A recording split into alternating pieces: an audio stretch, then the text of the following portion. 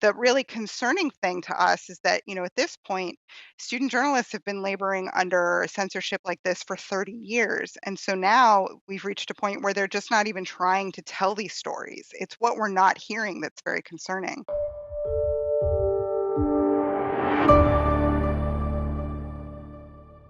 I'm Justin Silverman of the New England First Amendment Coalition.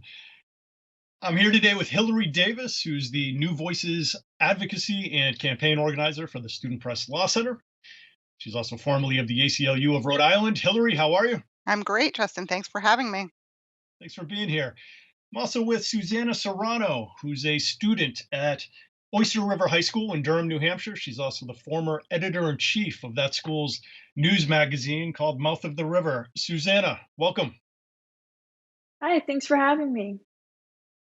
Now, Hillary, in a moment, I'm going to have you give us an overview of student press freedom issues and protections under the First Amendment. But first, Susanna, it's been a challenging spring and summer for all journalists, though I imagine as a student journalist, you face your own challenges not being in school, still reporting for your magazine. What's it been like over the last few months? Well, it's definitely been a big change, especially at the beginning. We were sort of making decisions, assuming that we were going back within the next 2 weeks. So that was interesting. But obviously, we weren't able to publish our last two magazines, but we do have an online platform, and we were pretty active on that right through the end of the school year. Um, but obviously, it's just tough because you kind of lose out on the newsroom, and you can't have the in-person conversations. You can't do in-person interviews, which aren't. It's not quite the same to do it over the phone, but we've still been able to publish some things and cover what we can. What kind of stories have you been reporting? Well, we don't actually publish during the summer, just because we're a school and we're not in session over the summer. But we did the same kind of variety of stories that we would for any other issue. I published the op-ed about. I had the op-ed about New Voices. I'm trying to think some of the other stories. There were a couple different ones about local businesses dealing with the virus and just what online learning looked like. And we actually had like a three-part story covering online learning at the elementary school, middle school, and high school. So that was cool. Just a variety of different things. All very important stories, all local journalism. I think, when we discuss local journalism and community newsrooms, I think often we forget about the important role that student journalists, high school journalists, those in college newsrooms, how they all play a role in reporting community fairs and how we're a very important piece of local journalism. To that extent, Hillary, can you give us an overview of the protections that student journalists have under the First Amendment? Yeah, well, in theory, they should have the same protections that any other student on campus has.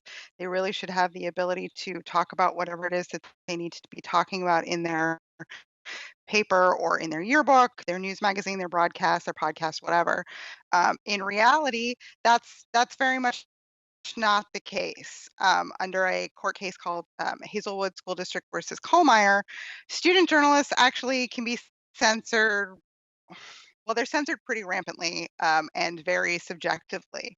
And so students, depending on what state they live in, have unfortunately at this point different student press freedom rights, which is something that we're certainly trying to change. That Susanna is working very hard on changing in her community.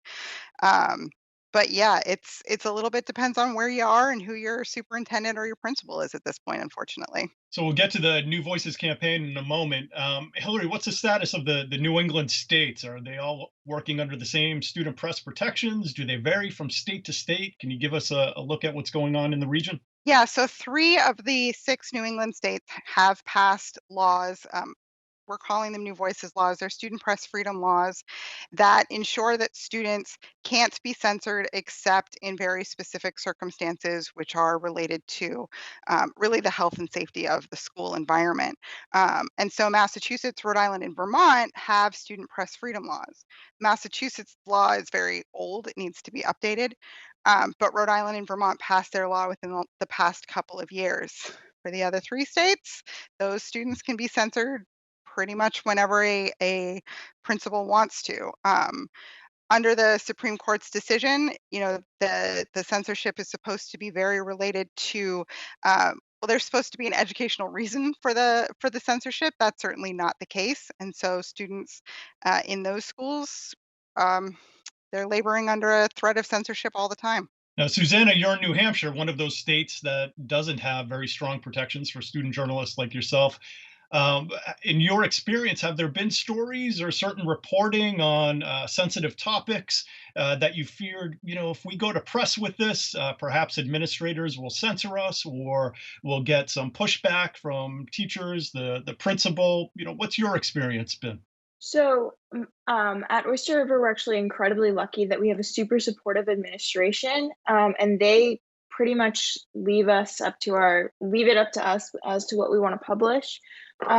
So we don't have to face that fear of censorship. I wish in the state of New Hampshire it was not it wasn't just luck. Because kind of knowing that we don't have that protection, you kind of have to acknowledge that if it was a different administration, we have definitely published stories that they would have censored. Or if we were at a different school, then we wouldn't have been able to have the same range of stories and stories that made the same impact on our school that we have been able to publish. And what are some of those stories, Susanna? Some of the stories that you've published that have had the most impact, or you think that are most important to the student body? That perhaps if administrators at your school weren't so understanding of the First Amendment and the right to the press, that perhaps you wouldn't have been able to report. Yeah, so the best example of a story like that would be one that came out that was published my sophomore year. It was a story about juuling, and it was right at the beginning of all of the national conversations, and it was before administrators and parents and adults in the district had any kind of understanding about how widespread the use of juuls were.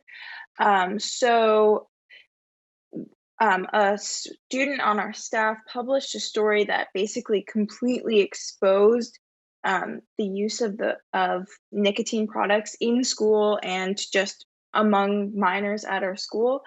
Um, so, and when she spoke to administrators, they had no idea how widespread the use was.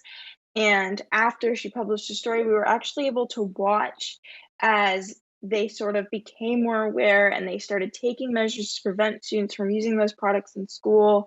And it was one of those things that wouldn't have become an issue with local press because they aren't in school. They're not students at our school. They wouldn't have known how widespread it was. They would have they the only there was no way for them to have that information. So that's just the best example because there was such a measurable change in how our school handled that. But we've had a number of other stories.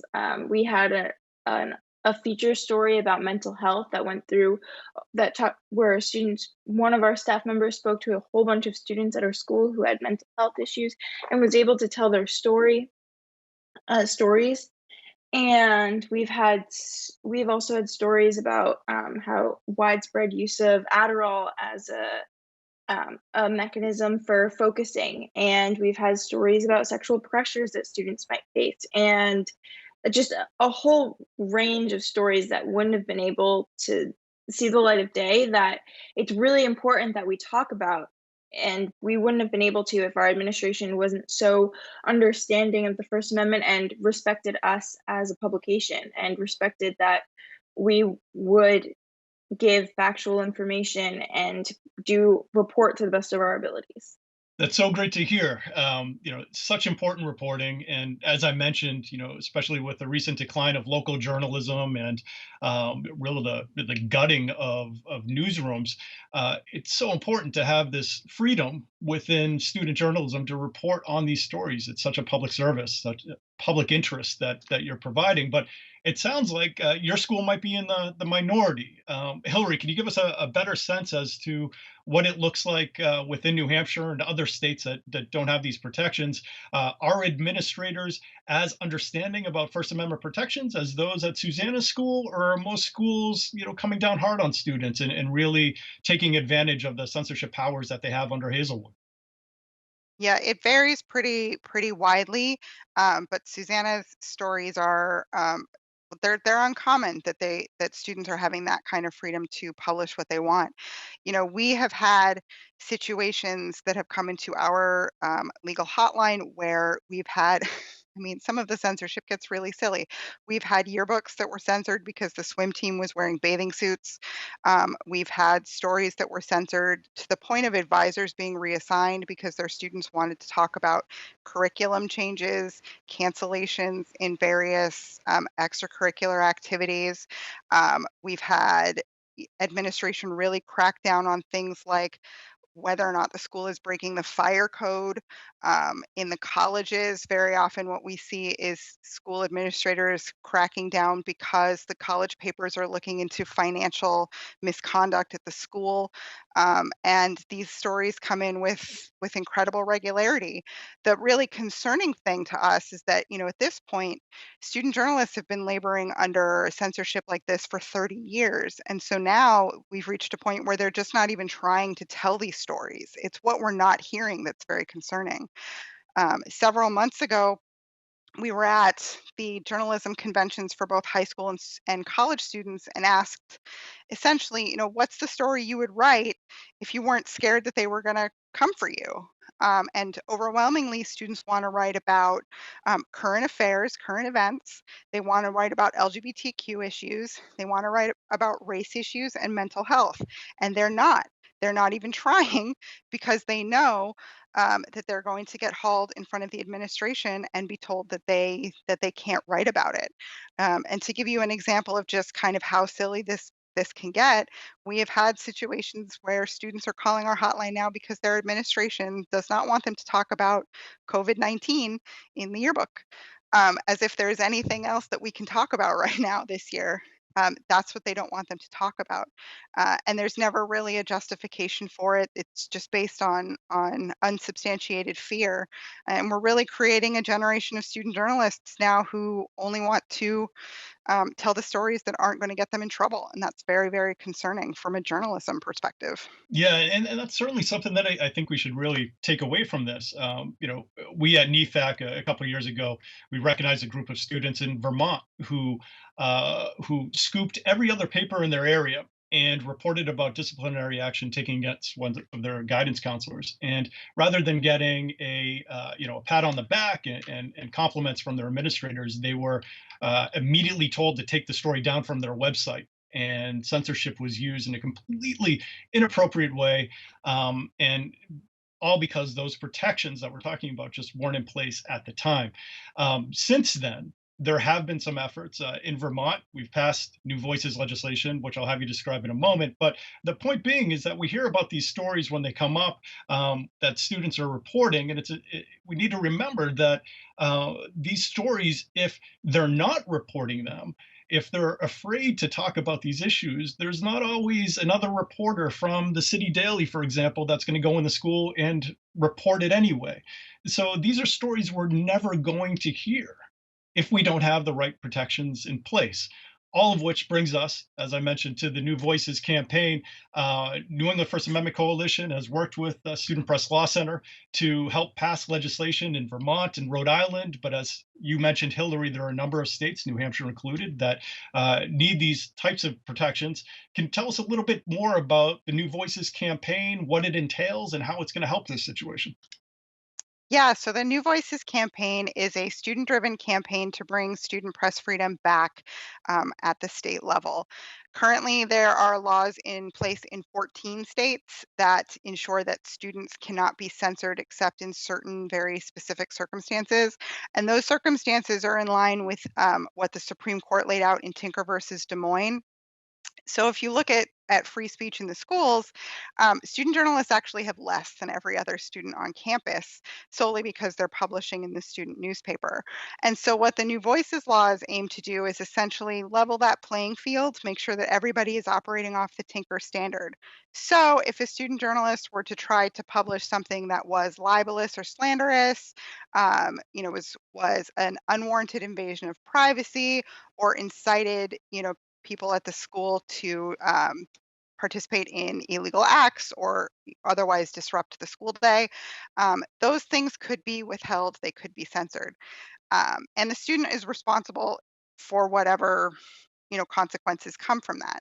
But the New Voices laws essentially say that the students are in charge of determining the content of their paper or their yearbook or their broadcast or whatever, and that the school administration cannot censor the story um, unless it meets these exceptions. In addition, the law holds that a student media advisor cannot be penalized or punished or reassigned or otherwise held responsible for what the students write. Very often, what we're seeing is that a principal won't necessarily want to go directly to the student journalist and start having that debate. So they will start to put pressure on the student media advisor. And we have seen media advisors who've been reassigned over what their students have tried to write. So we are trying to go state by state to ensure that students can write what they need to write, and media advisors will not be fired for defending their students' press freedom. As I say, it's in 14 states.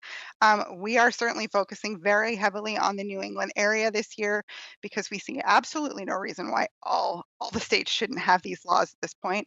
But we have coalitions that have cropped up now in around 20 states, and we're really looking to see a good sea change here in the next couple of years.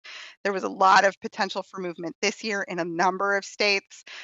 New Jersey, it's passed their Senate. It reached almost all the way through Hawaii. It's in a um, final vote in Nebraska.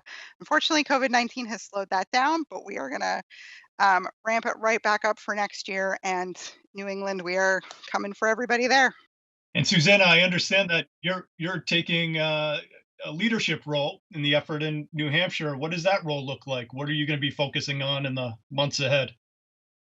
So in New Hampshire, we're mostly looking at getting a state representative to prime sponsor our bill.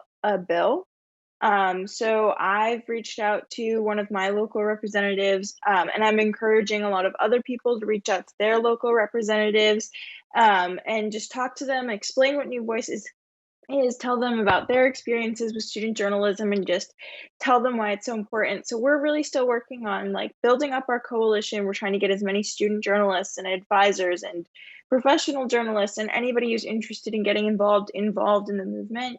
And then we're trying to get those people to write op-eds, start a conversation about new voices in New Hampshire, and really reach out to your representatives and tell them why it's so important to you that New Voices happens.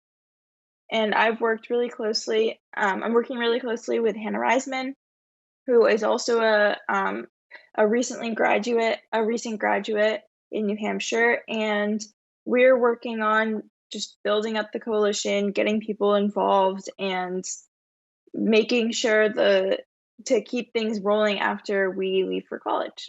That's great. Thank you for all that you're doing, Susanna. Hillary, to those that are in Maine, Massachusetts, other states that need more protection for their student journalists, what can they do? How can they get involved? Who should they reach out to? They absolutely should be reaching out to me. All of our information is available at splc.org. Whether you are prepared to get all in on a campaign or you're just looking for more information, I certainly want to hear from anybody who has an interest in helping restore and protect student press freedom in New England. That also goes for if you're in Vermont or Rhode Island and you think that you've got some help that you can provide. We certainly could use any help in that area that anybody's willing to offer. We are particularly looking for students and advisors. That's who legislators are going to want to hear from, but anybody who's interested in helping, I know that everybody could use a whole lot of help. In New Hampshire, Hannah and Susanna have sort of created this out of nothing, and it's really steamrolling into a really incredible movement that I'm very proud of. And any person who wants to add even a little bit to that in any of those states, we will absolutely use you. Absolutely. I'll be posting on our Twitter account, Five Freedoms, a number of links and more information about the New Voices campaign, how you can get involved. I would encourage everyone who's experiencing censorship in some way or wants to join the effort to beat back that censorship and put protections in place to contact Hillary or to contact myself at the New England First Amendment Coalition. And let's make sure that student journalists moving forward all have the freedoms that they deserve, the freedoms that they need to report these incredibly important stories and to keep all of us and all of our New England communities informed. So thank you, Hillary, for all the work that you've done. Appreciate you joining us today. Thank you so much, Justin. You guys are always a great help, and I really appreciate everything that you're going to be doing here in New England on this issue and have been in the past. Thank you. And Susanna, best of luck with you with the New Hampshire campaign. We at NEFAC, we've got your back and we'll be helping in any way that we can. And best of luck as you move forward to the fall semester. Thank you so much.